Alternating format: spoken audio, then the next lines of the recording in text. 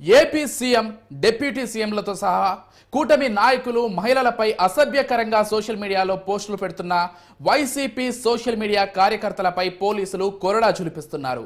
Social మీడియాలో అసభ్యకరంగా పోస్టులు పెట్టిన 680 మందికి నోటీసులు ఇచ్చిన పోలీసులు 147 సెక్షన్పై కేసులు నమోదు చేశారు. వారిలో 49 మంది అరెస్ట్ అయ్యారు. వైసీపీ సోషల్ మీడియా కార్యకర్త వర్రా రవీంద్రారెడ్డి వాంగ్మూలం సేకరించిన పోలీసులు YCP social media incharge Sajjala Bhargava Reddy, Arjun రెడ్డిల కోసం పోలీసులు గాలింపు చర్యలు చేపట్టారు. ఇటీవలే వీరిపై ఎస్సీ ఎస్టీ అట్రాసిటీ కేసు నమోదైంది. ఈ నేపథ్యంలో సజ్జల భార్గవరెడ్డి విదేశాలకు వెళ్లకుండా అడ్డుకునేందుకు కడప పోలీసులు ఇప్పటికే లుకౌట్ నోటీసులు జారీ చేశారు.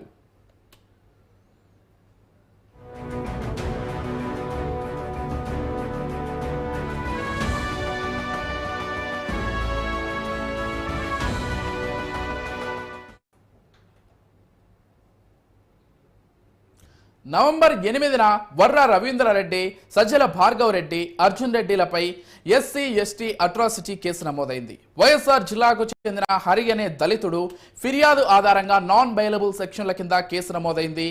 సోషల్ మీడియా పోస్టులపై ప్రశ్నించినందుకు తమను కులం పేరుతో దూషించారని హరి తన ఫిర్యాదులో ఆరోపించాడు.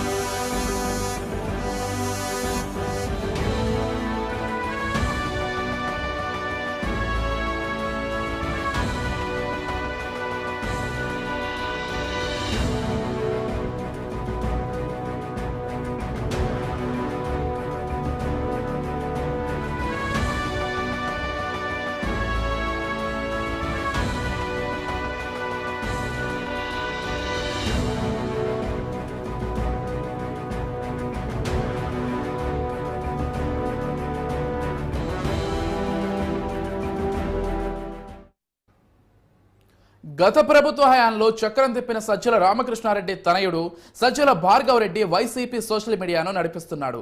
జగన్ వ్యతిరేక నేతలపై తప్పుడు పోస్టులు పెట్టడంలో భార్గవరెడ్డే కీలకమని వర్రా రవీంద్రారెడ్డి రిమాండ్ రిపోర్టు ద్వారా వెల్లడైంది.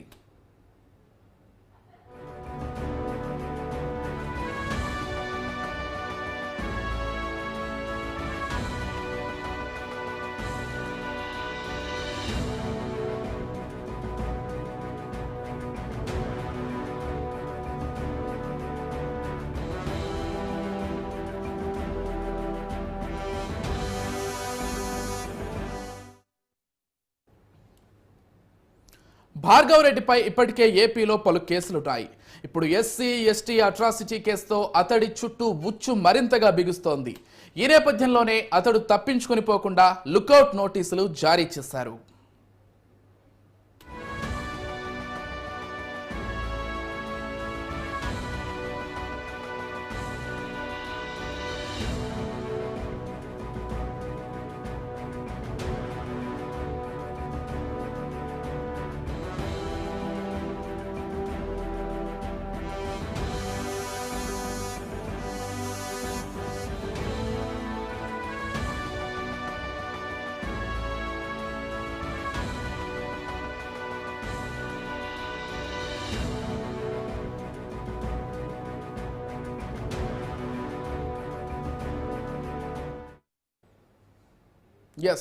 ప్రస్తుతం ఆంధ్రప్రదేశ్లో ఎవరి నోట విన్నా కానీ వైసీపీ సోషల్ మీడియాకు సంబంధించి అరెస్టుల గురించే ప్రధానంగా వినిపిస్తోంది.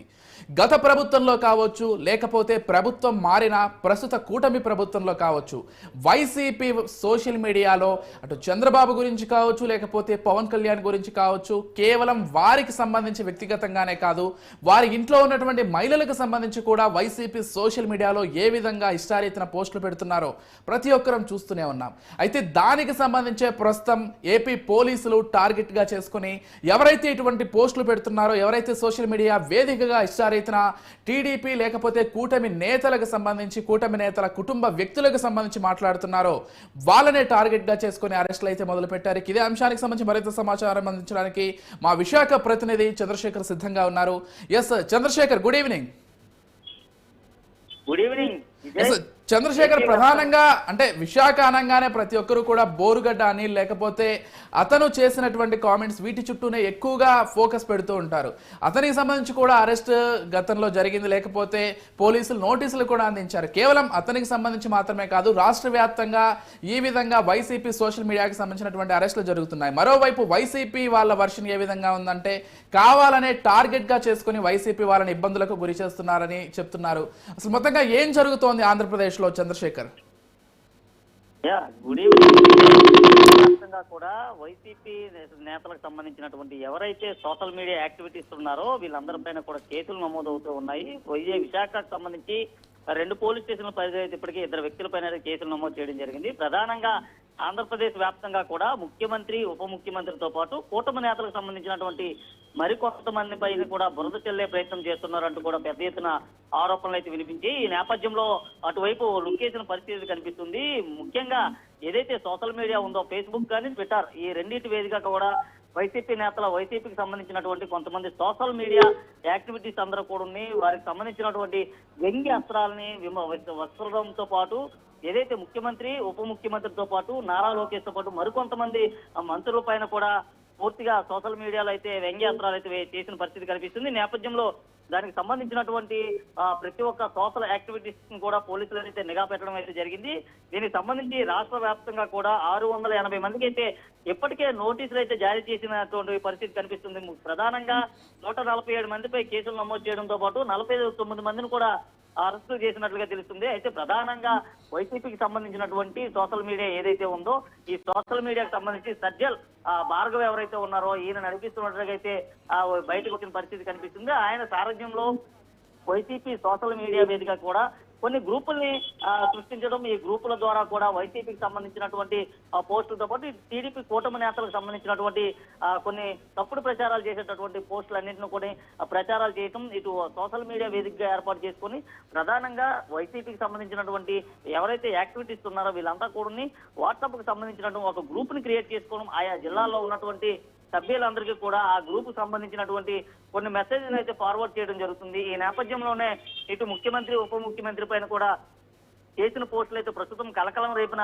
పరిస్థితి కనిపించింది. ఈ నేపథ్యంలో అటువైపు దృష్టి సారించినటువంటి పోలీస్ శాఖ ఒక్కసారిగా వారందరికి సంబంధించినటువంటి ఆ యాక్టివిటీస్ ఎక్కడైతే జరుగుతున్నాయో ఆ నెట్వర్క్ల పరిధులన్నీ కూడా పరిశీలించిన పరిస్థితి కనిపిస్తుంది. ఈ నేపథ్యంలో కొంతమంది వ్యక్తులకైతే నోటీసులు కూడా ఇవ్వడం జరిగింది, మరికొంతమందిని అరెస్ట్ చేసిన పరిస్థితి కనిపిస్తుంది. ప్రధానంగా విశాఖ జిల్లాకు సంబంధించి గతంలో ఏదైతే విశాఖ ఋషికొండ ఉందో, ఋషికొండ విషయంలో కూడా గతంలో ఉన్నట్టు ప్రస్తుతం ఉన్నటువంటి కూటమి నేతలు గతంలో ఋషికొండ తీరాన్ని పరిశీలించే సమయంలో కూడా వారిపైన వ్యంగ్యంగా కూడా ఆ పోస్టులు పెట్టడం జరిగింది. అలాగే ప్రస్తుతం ఉన్నటువంటి హోంమంత్రి ఎవరైతే ఉన్నారో వంగలపూడి అనిత పైన కూడా గతంలో పలుమార్లు అయితే వ్యంగ్యాస్త్రాలు వేయడంతో పాటు తప్పుడు పోస్టులు కూడా పెట్టిన పరిస్థితి కనిపించింది. నేపథ్యంలో వారందరిపైన కూడా పోలీస్ డిపార్ట్మెంట్ అయితే దృష్టి సారించిందని చెప్పుకోవచ్చు. ప్రధానంగా విశాఖ జిల్లాకు సంబంధించినటువంటి ఇటు గాజువాక ప్రాంతంలో 2 వ్యక్తులపైన అయితే ఫిర్యాదు చేయడం జరిగింది. ప్రధానంగా ఏదైతే దువ్వాడ పోలీస్ స్టేషన్ పరిధితో పాటు గాజువాక పోలీస్ స్టేషన్ పరిధిలో కూడా ఫిర్యాదు చేసిన నేపథ్యంలో ఒకరినైతే విచారించి విడిచిపెట్టినట్లు తెలుస్తుంది. మరొక వ్యక్తిని అయితే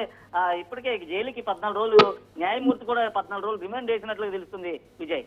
ఎస్ చంద్రశేఖర్, కేవలం పార్టీకి సంబంధించి లేకపోతే రాజకీయంగానే కాకుండా కుటుంబ సభ్యులని మధ్యలోకి తీసుకొచ్చి లేకపోతే ఆ ఇంట్లో మహిళలకు సంబంధించి కూడా కామెంట్స్ చేయడం గతంలో చూసాం.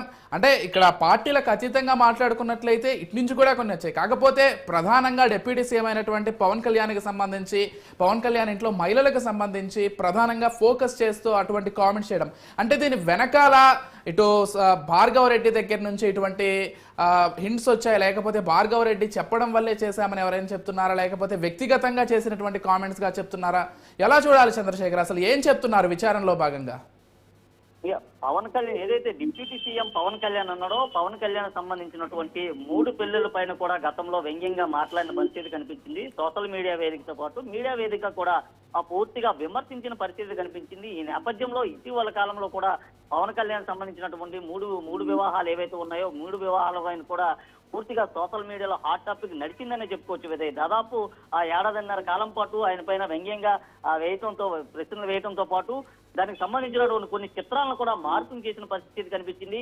ఈ నేపథ్యంలో కొంతమంది సినీ రాజకీయ నాయకుల హస్తం కూడా దీని వెనకాల ఉన్నట్లుగా తెలుస్తుంది. ఎందుకంటే ప్రధానంగా సినీ ప్రముఖులకు సంబంధించినటువంటి కొంతమంది వ్యక్తులు కూడా పవన్ కళ్యాణ్ విమర్శించడంతో పాటు దానికి సంబంధించినటువంటి ఆ ట్విట్టర్ వేదిక కూడా కొన్ని పోస్టులు చేసినట్లుగా తెలుస్తుంది. ప్రధానంగా చూసుకుంటే ఇటు శ్రీరెడ్డి కూడా పవన్ కళ్యాణ్ సంబంధించి కానీ లేదా ఆయన కుటుంబ సభ్యులకు సంబంధించి ఆయన తల్లికి సంబంధించి కూడా కొన్ని రకాల వ్యాఖ్యలు అయితే చేసింది. అయితే మధ్య కాలంలోనే మరొక వీడియోను కూడా ఆవిడ విడుదల చేసినట్లుగా తెలుస్తుంది. పవన్ కళ్యాణ్ నన్ను క్షమించండి అంటూ కూడా ఆవిడ విడుదల చేసినట్లుగా తెలుస్తుంది. ఏది ఏమైనప్పటికీ కూడా ఇటు కొంతమంది రాజకీయ నేతలతో ఉన్నటువంటి ఆ ప్రోద్బలం ఏదైతే ఉందో ఈ ప్రోద్బలంతోనే వీరంతా కూడా ఇటువంటి సోషల్ మీడియాలో ఇలాంటి అరాచకాలకు పాల్పడిన కొంతమంది అయితే వీడియో ద్వారా అయితే వారి యొక్క బాధను అయితే వ్యక్తపరుస్తున్న పరిస్థితి కనిపిస్తుంది. ప్రధానంగా తమకు డబ్బులు ఇచ్చిన తర్వాత ఇటువంటి వీడియోలన్నీ కూడా పోస్ట్ చేయాలంటూ కూడా చెప్పినట్లుగా వారికి ఆదేశించినట్లు కూడా వారైతే చెప్పడం అయితే జరుగుతుంది. ఈ నేపథ్యంలో ఏదైతే సోషల్ మీడియా వేదిక ఉందో ఇటు ఫేస్బుక్ ట్విట్టర్ తో పాటు అలాగే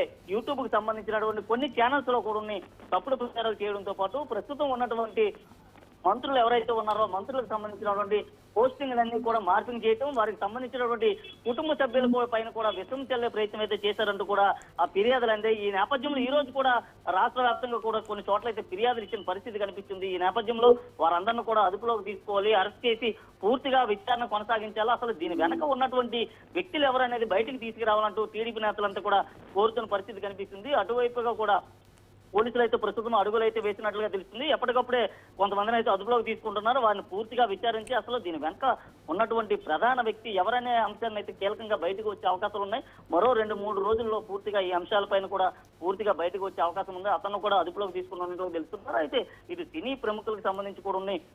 ఇక ఆర్జీవీకి సంబంధించి కూడా నోటీసులు కూడా ఇచ్చిన పరిస్థితి కనిపిస్తుంది. గత 3 రోజుల క్రితం అయితే ఆర్జీవీకి సంబంధించి కూడా నోటీస్ అయితే ఇచ్చారు. ఆయన కూడా మూవీకి సంబంధించినటువంటి ట్రైలర్స్ లో తప్పుగా చూపించారంటూ కూడా ఆయనకైతే నోటీసులు ఇవ్వడంతో పాటు ఇటు పోసాని కృష్ణమురళికి సంబంధించి కూడా నోటీసులు ఇచ్చినట్టు తెలుస్తుంది. Vijay right, thank you Chandrasekhar.